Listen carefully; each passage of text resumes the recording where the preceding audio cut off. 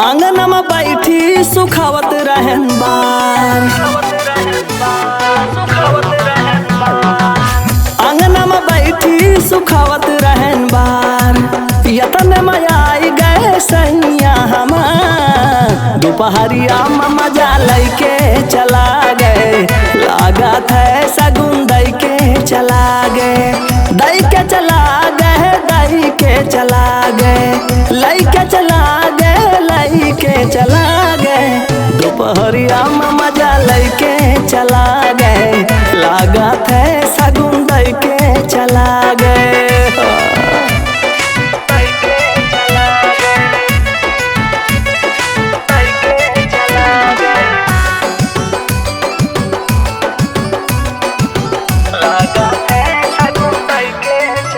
घरवा के काम धाम कई के बस नहान रहन, याद में डूबी रहन वही काम हान रहन।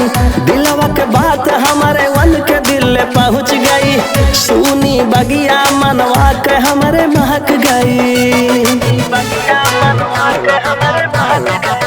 घरवा के काम धाम कई के बस नहान रहन, याद में डूबी रहन वही काम हान रहन।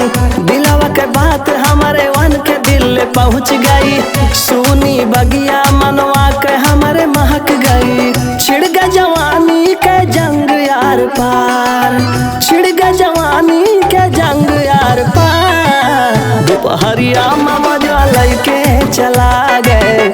लागत है सगुन दई के चला गए, दई के चला गए, दई के चला गए। दोपहरिया में मजा लैके चला गए। लागत है सगुन दई के चला गए।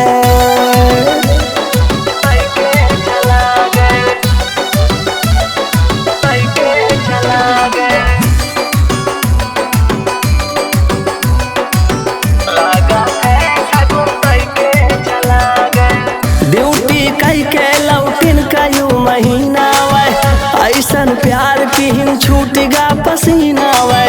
छुट्टा साड़िया सऊदी में मुँह बोर दीहिन, बल भय खाए औ सगुन तनिका छोड़ दीहिन। ड्यूटी कई के लौटिन कयू महीना वै, ऐसन प्यार किहिन छूटगा पसीना वै।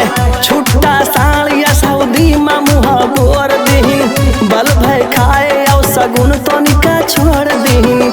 चली दीवा करतो चैन कै बयान, चली दीवा करतो चैन कै बयान। दोपहरिया में मजा लैके चला गए। लागत है सगुन दई के चला गए, दई के चला गए, दई के चला गए।